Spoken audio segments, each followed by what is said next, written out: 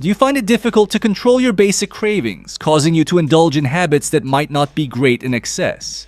If so, what lengths would you go to have those urges immediately removed? Well, you could play a game with an evil spirit, but that could also lead to you or your friends getting stabbed, eaten, or cooked alive. But maybe it's worth the risks to you. If so, let's take a look at how to beat 7 deadly sins. Our story opens on a young woman running for her life inside a house. This is Sarah, who is being chased by her knife-wielding Uncle Juan. We don't know why exactly, just that it has something to do with him being envious of her. She slips away to the bedroom and locks herself in, and while he's busy breaking the door down, she escapes out the window. She doesn't get far, however, before he catches up and starts strangling her. Not sure what happened to the knife, but let's just be thankful he's not using it here. Police soon arrive, and since Juan refuses to cease his attack, they take him out with a well-placed shot to the dome. Well, that was an exciting and mysterious way to start a movie. Surely we won't have to wait over 40 minutes before learning more about what just happened.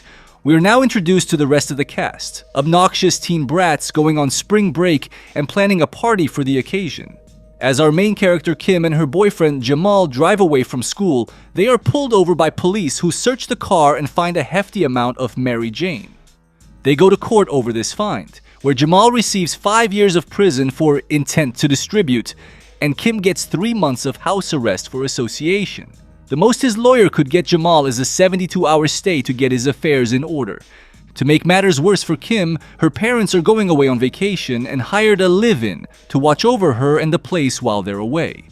This live-in just happens to be Sarah, that survivor from the beginning of our story.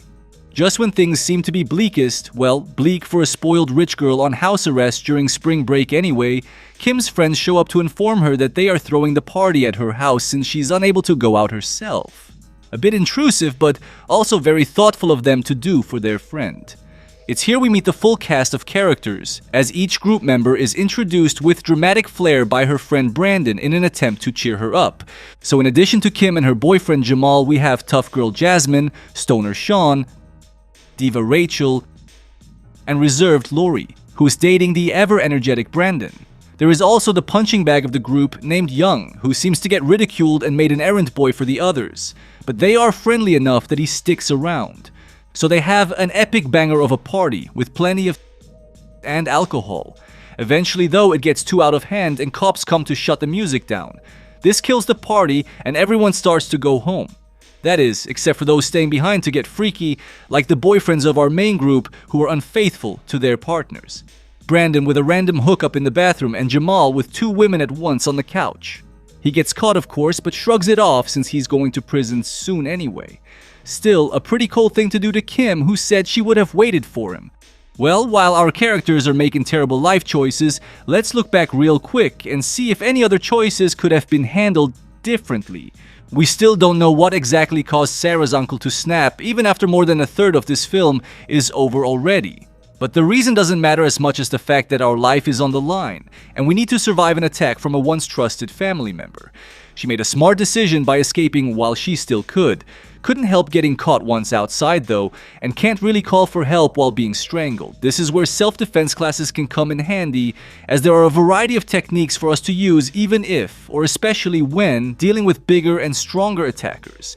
Hearing about them or watching them done in a video is great, but that kind of learning can be quickly forgotten in the panic of an actual attack. So it's best to study and practice them ourselves beforehand to be properly prepared for situations like this. Instead of being told by a how to beat video that you should just use some awesome defense skills in this scenario, we will instead recommend going out and getting those awesome defense skills yourself as soon as possible to be ready for anything. Shifting now from life-threatening to life-altering, we have Jamal and Kim getting pulled over by the cops. We don't see the full exchange between the two parties, but the cops should have had a good reason to pull them over in the first place. And whatever that reason was, I can't see how it would involve searching the trunk. They should have known their rights, and without probable cause or their express permission, the authorities would have no reason to search their vehicle. This would have prevented the house arrest and prison sentence outright, hopefully. So with the party shut down and everyone done having their freaky fun time, all that remains are our 8 friends and the live-in help, Sarah. With everyone bored and looking for something to do, Sarah suggests they play the game Charlie Charlie. For those who don't know, this is a game where you lay 2 pencils on top of each other over a piece of paper that is divided into 4 sections, with 2 indicating yes and 2 indicating no. You ask questions to the spirit of Charlie, and it will supposedly respond by spinning the pencil to face a response. As Sarah sets up the game, she tells the origin story of the Charlie from Charlie Charlie. He was once a normal boy who simply never went to church. As such, he was never absolved of any sin. And on his 13th birthday, he was consumed by the 7 deadly sins and driven into madness. Now, you can play this game to summon and communicate with his spirit, during which your most prominent deadly sin is brought forth. And if the rules of the game are broken, that sin will intensify until it kills you and Charlie takes your soul. However, if you can beat this game and your vice, Charlie will instead take your sin away to deal with it himself, and it will never burden you again. Well, at least this means there is some sort of a benefit to playing this ritual particular game.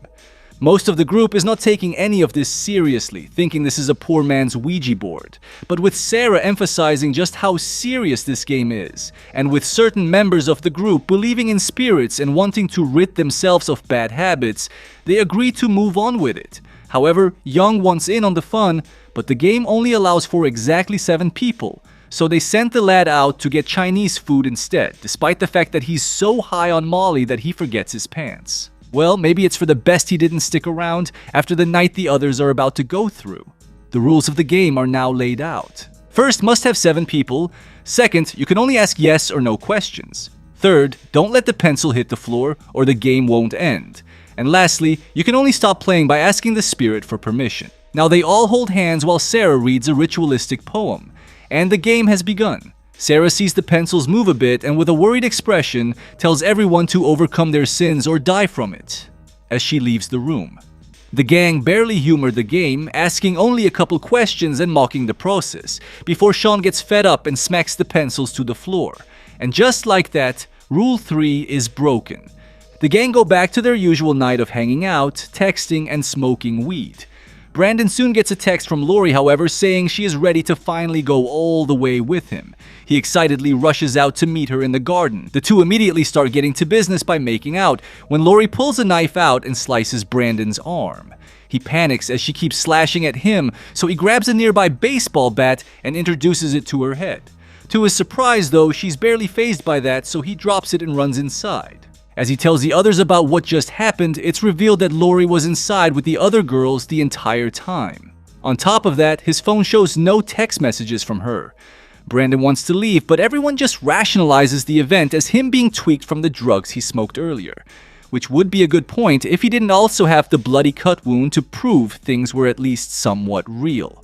Kim retreats to her room, seemingly mad at Jamal for cheating still, even though they seem to be getting along just fine earlier. Rachel follows to try and provide comfort, and her comforting gets a bit seductive as she starts to kiss her friend's body lower and lower. As she approaches the crotch region, however, she takes a bite out of Kim's thigh. Kim's response is to first push her friend back, followed by beating her to death with the lamp. Kind of an overreaction if you ask me. Don't think you can get away with murder just because someone bit you, even if it was hard enough to draw blood. What's more insane than this event, though, is everyone's reaction, which isn't to help their bludgeoned friend or even call for police, but to leave the premises as fast as possible. They don't get far, however, as all the doors and windows are seemingly locked or jammed. Sarah claims it's Charlie's doing and that they must finish the game, but everyone blows her off or thinks she's responsible somehow. They attempt to call the police, but of course now their phones all have no signal. Seems no horror film is complete without that stipulation. Not sure if they could have smashed a window or broken down the doors or something to get out, as nobody attempts this in the film, but let's just assume that wouldn't have worked either.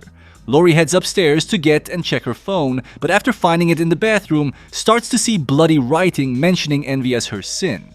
Soon Jasmine, or at least a hallucination of her, is there with a knife to mock her friend's shortcomings.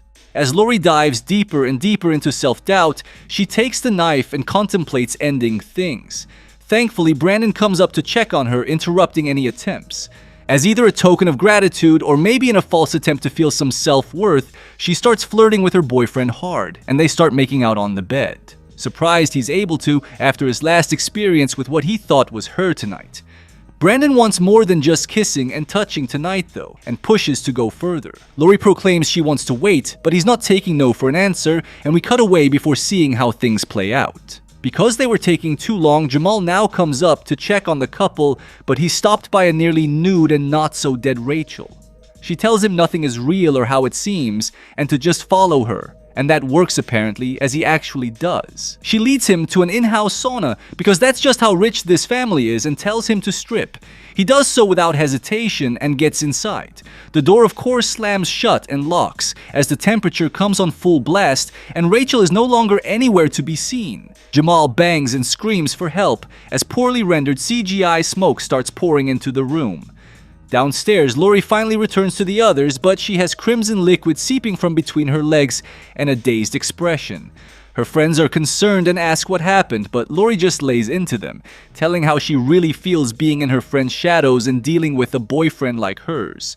Overcome with emotion, she grabs a knife and makes a fresh hole in her throat, dying in front of her friends. Sarah just tells them to finish the game, causing Kim to snap in anger and go search for Jamal.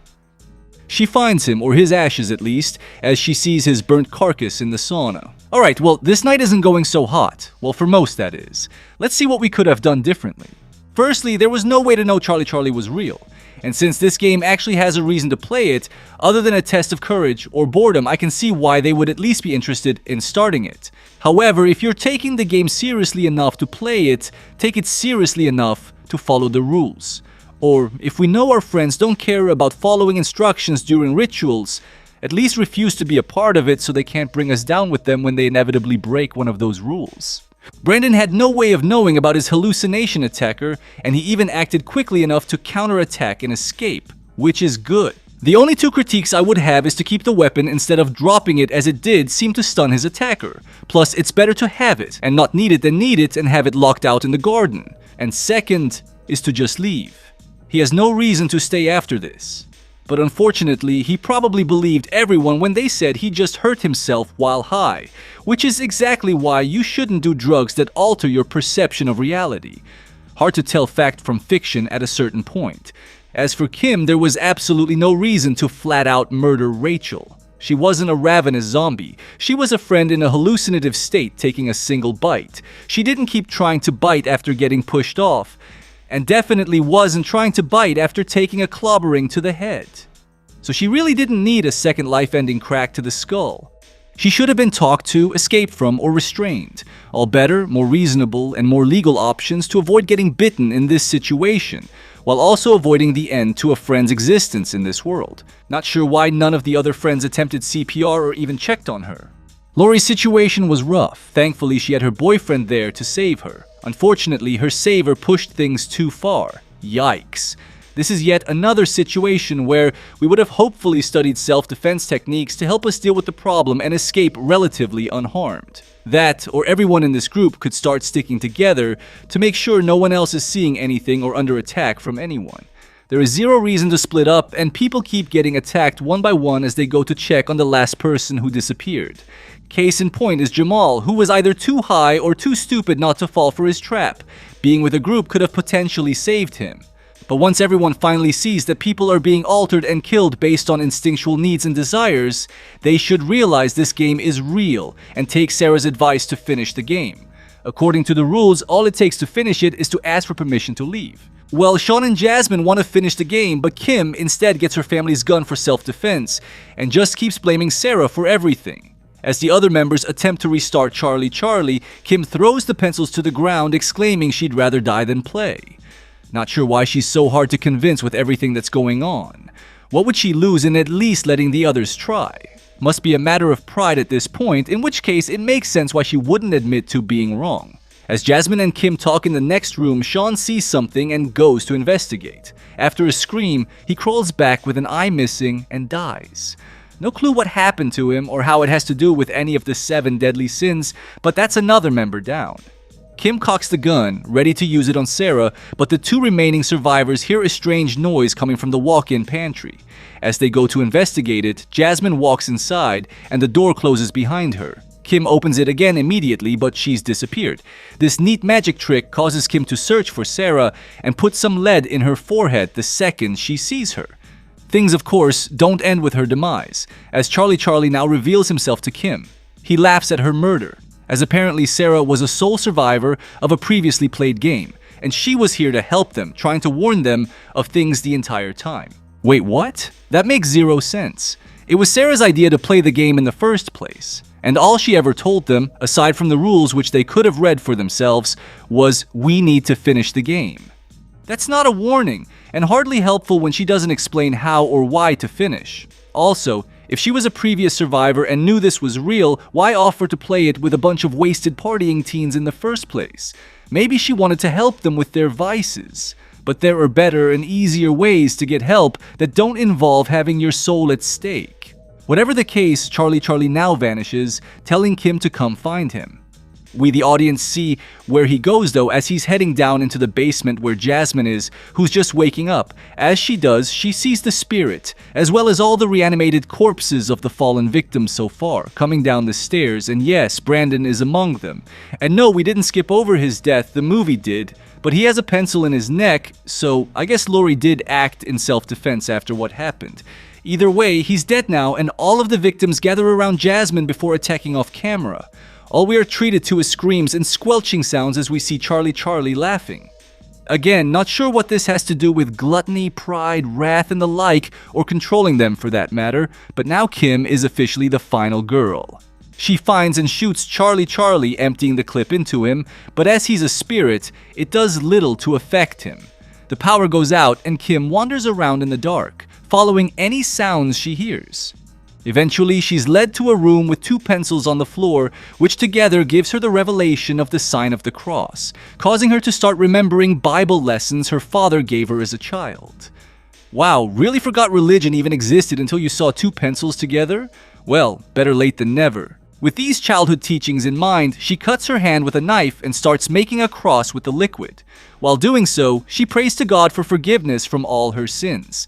Despite all this, Charlie shows up anyway, and claims it's in vain. As he makes his way over to her though, he eventually gets stuck on the cross-shaped blood on the floor. Now with him immobilized, Kim finishes the prayer before making a blood cross on his chest, which seems to burn him. I guess this ends him? It's hard to tell as Kim walks away without looking back, like cool people in movies are supposed to.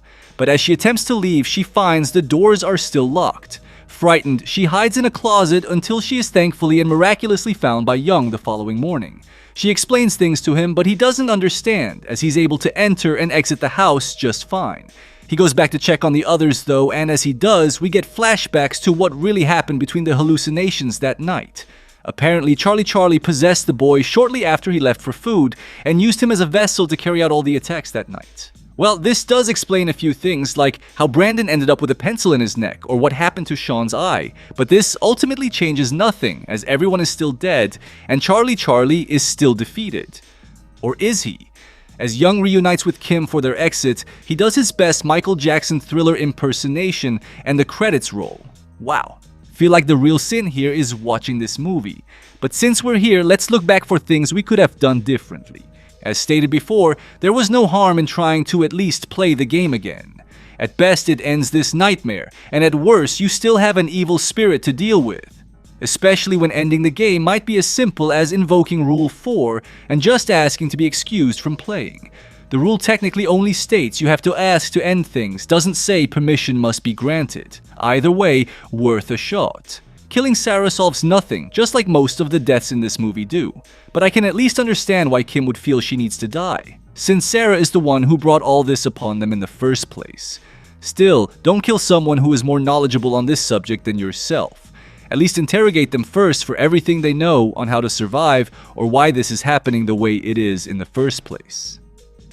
Finding religion in the final hour and asking for forgiveness was a very smart move. With the little bits of knowledge on Charlie we have, we know he comes for sin and dares us to deal with it. Absolving ourselves from it might mean he can't take us. And thankfully, God is actually very forgiving. If you believe hard enough and are sincere, you can be forgiven of sin despite the lack of a priest or holy land. This belief of course varies from church to church, but in these desperate times it was well worth a try. And it seems to have worked. but Kim really should have stayed behind to be sure. Don't want to have a vengeful spirit popping back up again at some point in our lives.